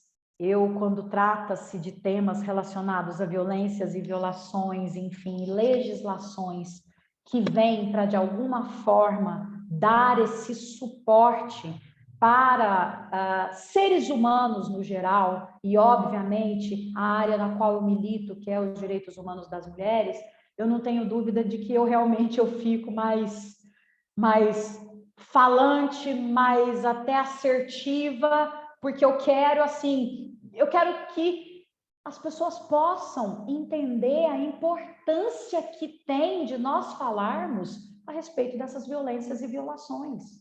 E que não é mimimi, não é banalizar, não é expor o nosso sistema de justiça, não é expor operadoras e operadores do direito, muito pelo contrário, eu entendo que nós estamos, sim, expondo toda a credibilidade de um sistema de justiça quando nós nos calamos quando uma violação de direitos humanos é cometida dentro das nossas portas. Aonde eu deveria resguardar e dar suporte, eu dou suporte são para essas agressões. Então, eu finalizo aqui com uma frase que eu gosto muito, que é da Audre Lorde, que é fantástica, que eu jamais vou ser livre enquanto uma mulher for prisioneira, mesmo que as correntes dela sejam diferentes das minhas. Muito obrigada, meus amigos e minhas amigas. Não, simplesmente emociona, né? Emociona como mulher, emociona como criminalista. Amiga, sem palavras para você. Olha, quando eu prendo o cabelinho assim para ouvir, é que realmente, para mim, já é uma aula, já é um mestrado, já é aquela coisa assim de, gente, estou sentando aqui para aprender. Recebi muitos feedbacks na caixa de diálogo, no privado, no WhatsApp. E com isso, antes de eu te elogiar, eu quero te fazer um convite. Amiga, vem dar aula para a minha comissão? Vem especializar a minha comissão? Porque simplesmente elas, eu tenho certeza que elas, eles, porque eu tenho homens também que defendem os direitos das mulheres, eles vão adorar te ouvir. E agora, então, indo para o sistema híbrido, eles vão adorar te ouvir, porque você, amiga, você ultrapassa, você vai além da legislação, você dá um caráter humano, você faz a gente discutir. Em vários momentos, mesmo estando muda, assim como outros, estava respondendo, trabalhando junto com você. E é isso que eu quero trazer para a minha comissão. Que você venha falar com eles, venha ensinar eles, venha capacitar eles nos direitos humanos das mulheres. Que eu acho que tem muita coisa boa ainda aí dentro da Miriam, além do que a gente vê. E eu gostaria muito, o convite está aberto, você sabe que depois eu vou já combinar alguma coisa com você, já vou tricotar alguma coisa com você. Ai, maravilha, maravilha. Que dia que você me chamou para fazer uma construção? Às vezes, Silvinha, Stella, a Fá falava assim para mim, Mi, tem um negócio. Eu falei, aceita. Ela falava, mas eu ainda não te falei. Eu falei, Fá, que dia que você me pôs em fria, amiga? Que dia que você não me chamou para fazer uma coisa que eu nem sabia? Vindo de você, minha amiga, é só você segurar minha mão e você me explica no caminho. Eu tô Não, é doendo. assim. Amiga, foi uma aula, foi uma aula. Eu amei, eu tenho certeza que não só criminalistas, munícipes, representantes, até pessoas mais simples conseguiram entender o que você falou.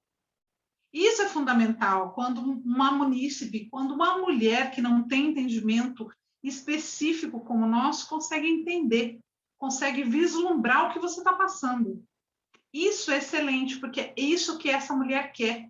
Porque a maioria das mulheres, quando você vai, pelo menos nós vamos muito em comunidades conversar com elas têm uma descrença muito grande com relação à justiça.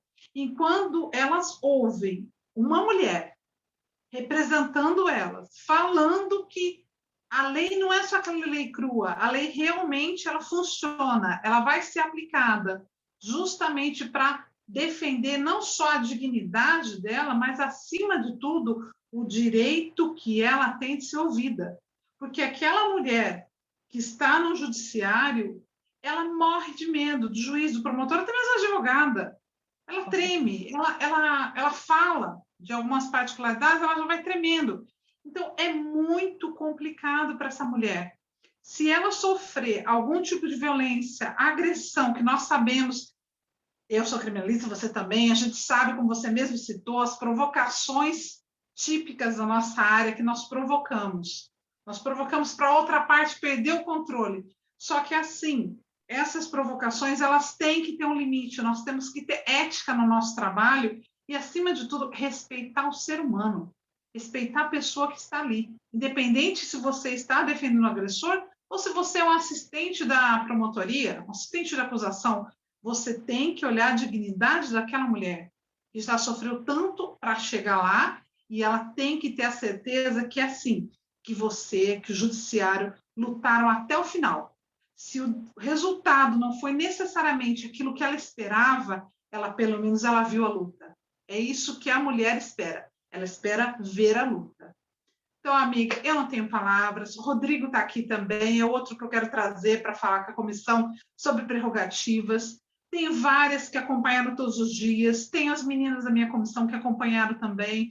Então, é assim, eu estou super agitada, estou super emocionada e amei, amiga, sem palavras. Vou passar para a Estela, senão vou ter lencinho aqui. Estela, com você as considerações. Imagina, a Fábia sabe que eu faço algumas considerações mais prolongadas, mas no seu caso, Miriam, eu só tenho agradecimento, né?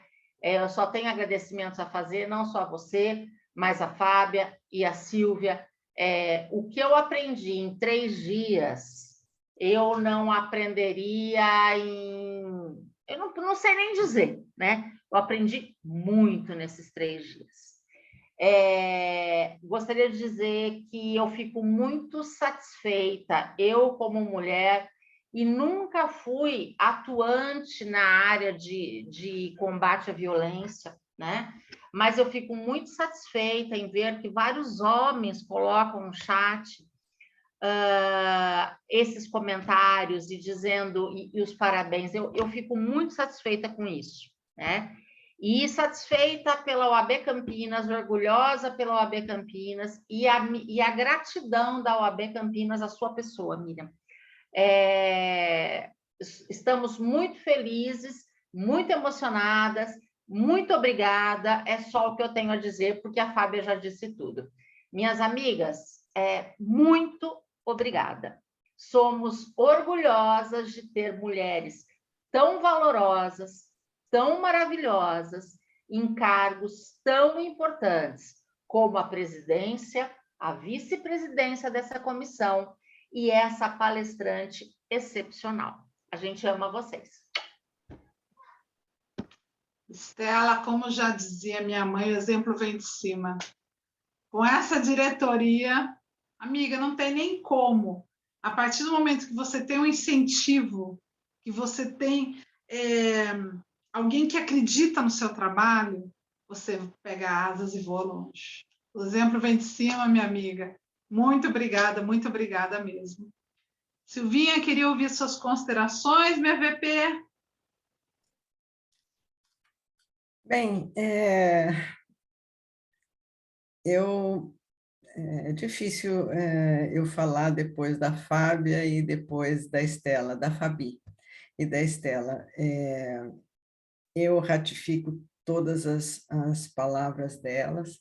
A Miriam foi sensacional e eu já esperava que ela traria uma comoção, seria uma palestra brilhante, porque nós já conhecemos a capacidade dela, a dedicação dela, a sensibilidade dela.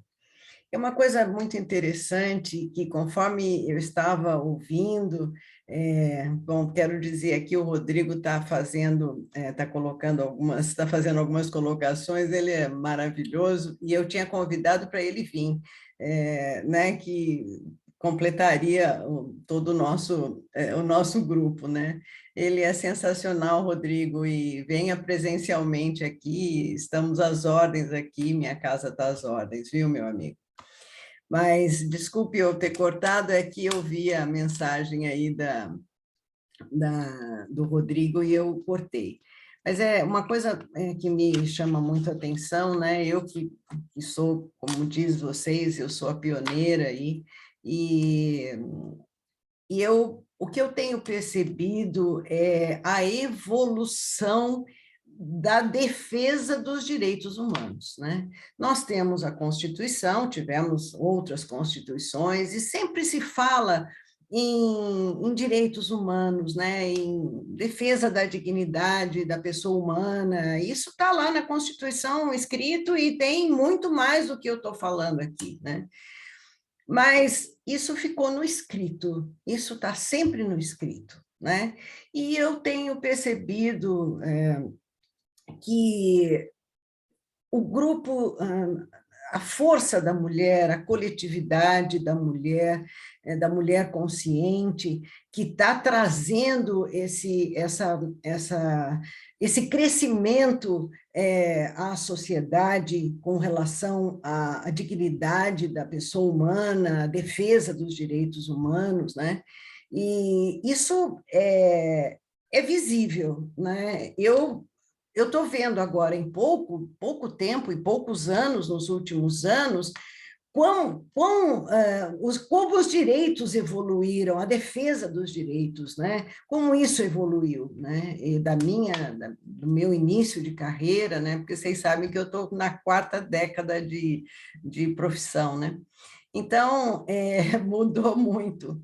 E quando se fala em júri, me lembro de ter feito júri com meu pai, há muitos anos atrás, quando comecei minha carreira, eu ia com ele, e nós não tínhamos no direito, nós não tínhamos essa especialização que há hoje, né, nos últimos anos, né? E então nós fazíamos tudo, como muitos juízes ainda fazem no interior, né? Fazem civil, criminal, né? Não tem essas varas especializadas, né? Então, nós fazíamos isso, e me lembro muito dos júris, né? E os júris, os advogados e mesmo o promotor, eles usavam de todos os artifícios possíveis para poder fazer vencer a sua tese. E aí eu vi quanto hoje, analisando, né, por essa sua palestra, Miriam, eu vejo quanta violação dos direitos humanos, né, da dignidade da pessoa que está ali sentada como réu, né, como isso sempre aconteceu, e nunca ninguém falou absolutamente nada durante décadas. Perpetrada por quem deveria garantir. Exatamente. Então, foram décadas, quer dizer, que eu posso falar, né, as minhas décadas de trabalho, eu nunca ouvi ninguém dizer que no júri está se faltando com respeito à vítima, né? As expressões que são usadas violam a dignidade humana. Eu nunca ouvi isso, né? Então, eu me sinto assim muito privilegiada por ter podido ver toda essa evolução e saber que hoje nós temos mulheres, e aqui temos exemplos extraordinários, né? A Miriam, a Fabi, a Estela, são mulheres extraordinárias, guerreiras, que defendem os direitos humanos. O que está escrito na Constituição não é uma coisa para ficar escrita na Constituição, é uma coisa para ser defendida no dia a dia, né? Em todas as situações, né? E eu só posso dizer, Miriam, que você sempre se supera, né? Você tem a capacidade de se superar, tem crescido, se é que é possível você crescer mais no seu conhecimento, na sua sensibilidade, porque você, além de tudo, você não é uma pessoa radical, você é uma pessoa sensível e entende que a sociedade é composta de um todo, né? Não é apenas a mulher, né? Se o homem não estiver partilhando deste mesmo sentimento, a sociedade não vai mudar. Então, nós temos que caminhar lado a lado, e eu ouvi você falar sobre isso, que eu estou colocando nas minhas palavras agora, e eu sempre pensei dessa forma, e acho que temos que caminhar em conjunto, e está aí o Rodrigo, temos outros membros aí de comissão, da nossa comissão, e eu ganhei muito, gente. Olha, eu saí de um conselho seccional, que diz, né, ela chegou ao topo da carreira dela, vamos dizer mais ou menos isso, né? E de repente, eu começo a ver um outro lado da advocacia, um outro lado com essa oportunidade que a Fabi me deu, ratificada pela Luciana Freitas, nossa presidente, essa oportunidade de estar nessa comissão que fala tão de perto do lado humano, do lado sofrido, da verdadeira dor d'alma. Então, eu me sinto muito gratificada por estar nessa comissão. Eu agradeço muito a Deus e a Fabi e a todos que contribuíram para eu estar aqui nesse momento. E quero dizer também da Estela, que eu falei ontem para a Estela, falei no particular, no privado. Eu falei, Estela, você que também nos acompanhou no conselho, vem com uma força enorme para a diretoria da subseção. E você tem trazido uma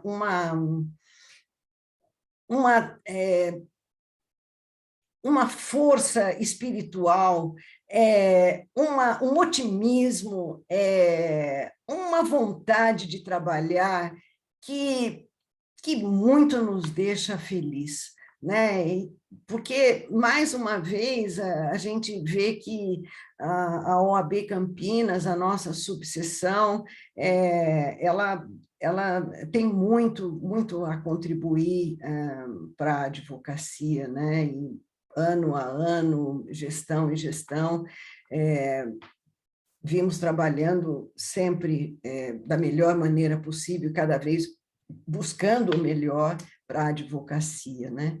E cumprimento a todos os nossos membros que estão aqui, cumprimento a Andressa, e na sua pessoa eu cumprimento, Andressa, todos os nossos colaboradores que nos permitem estar aqui, né? E os colaboradores de São Paulo, que sempre estão aqui abrindo a sala para nós, e somos uma única família, né? Muito obrigada a todas e todos, a minha gratidão sempre eterna. E Miriam, eu quero ver você dando aula para nós aí, tá bem? Vamos combinar aí. Um beijo muito carinhoso a todas e todos vocês. Já aceitei, Silvinha. Já agora não desgrudo mais. Silvinha, aproveitando que você está cumprimentando o pessoal, só para te dizer que o Cezinha Cruz está aqui conosco, nosso conselheiro, que era lá de Avaré, a Estela, Cezinha. Ele está aqui no chat, tá? Eu falei, gente, eu fiquei muito feliz na hora que eu recebi a mensagem aqui do Cezinha, porque o Cezinha, ele é uma das pessoas, assim, muito doces, muito... Assim, eu lembro que quando eu comecei a fazer as lives, o Cezinha era um dos meus maiores incentivadores, era o Cezinha. Então, assim, aí agora eu vejo que ele está aqui. Então, deixar um beijo enorme aqui para o Cezinha. Não sei se o Rô ainda está aqui, mas meu parceiro de vida, de caminhada também. Então, assim, mandar um beijo enorme para o Rodrigo, né? E para um outro parceiro também, que é o Alexandre Volpiani, que também está sempre comigo. O Ale está aqui também. Então, quando você falava desses homens, né, eu via os três aqui, que são três parceiros, três amigos. Agora, inclusive, nesse outro projeto que eu estou com o Alexandre, que eles me deram de presente a trincheira para poder estar lá com eles, que também são três homens. Então, assim, eu não tenho dúvida de que essa construção tem que ser conjunta, né? Então, no nome desses três amigos, desses três queridos do meu coração, eu quero agradecer a parceria desses aliados, né? Porque nós precisamos desses aliados. Eu costumo brincar, Silvinha, né?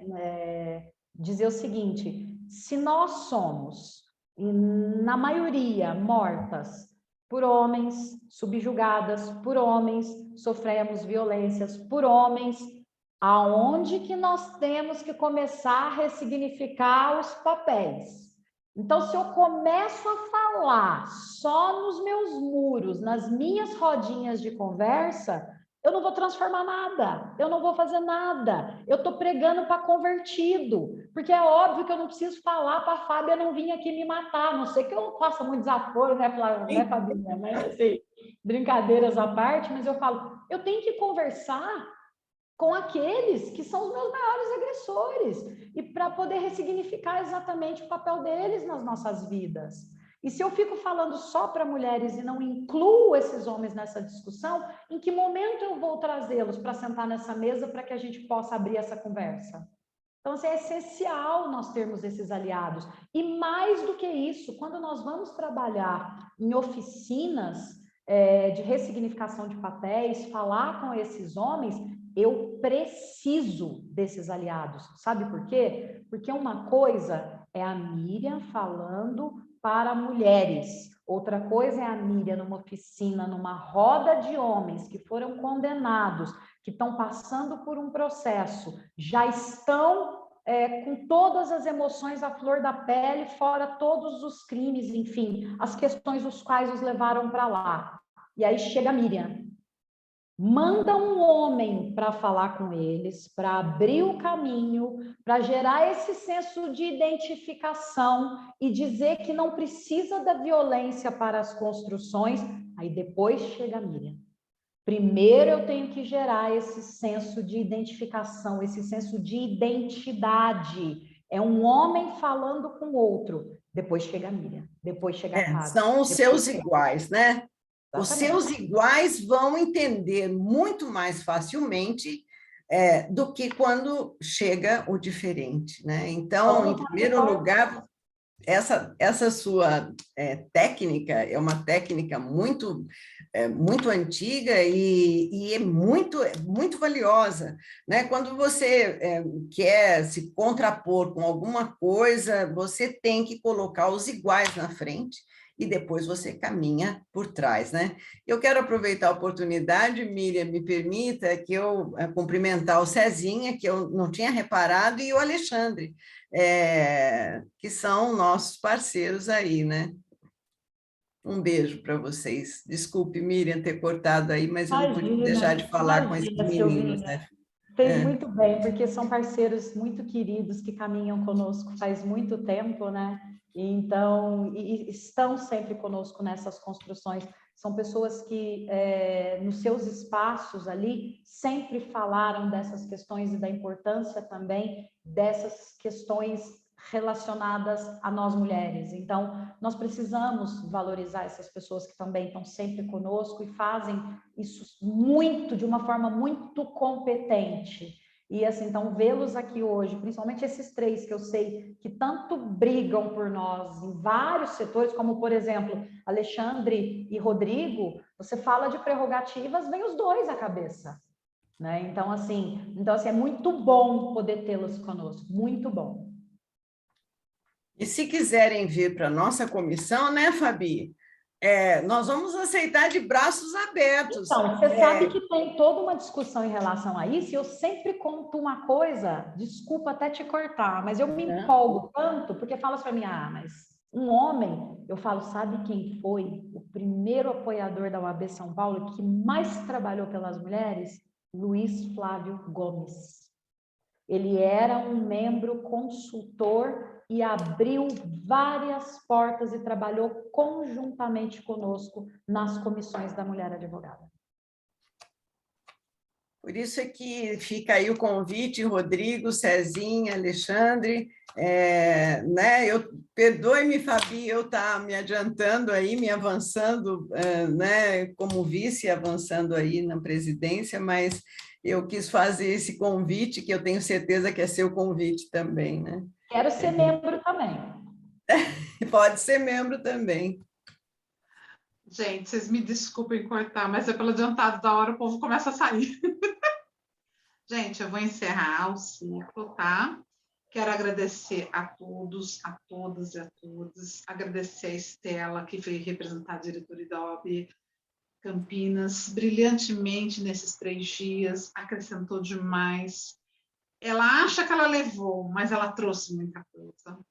Quero agradecer os membros da comissão que estiveram presentes. Quero agradecer vários estudantes, munícipes, que estiveram presentes todos os dias, o ciclo todo. Foi um microciclo, né? De inauguração da Comissão de Combate à Violência contra a Mulher. É uma comissão nova, está trazendo perspectivas novas. Assim como nós, conversando com a Silvia, a gente entende que violações é uma forma de violência também. Tem tanta coisa que a gente nem considera como violência e é violência contra a mulher. Então, a comissão é vastíssima. Já levando em consideração o que o doutor Alexandre colocou, trazer a Miriam para a comissão de combate à violência contra a mulher não é só acrescenta, mas como ele mesmo falou, é para você colocar na trincheira, para você colocar como batalhão de choque, porque essa comissão é uma comissão que trata de assuntos densos, que trata de assuntos complexos, mas vocês podem notar, somente os que participaram todos os dias, todas as palestrantes trouxeram de forma muito delicada, muito suave, muito detalhada, assuntos densos.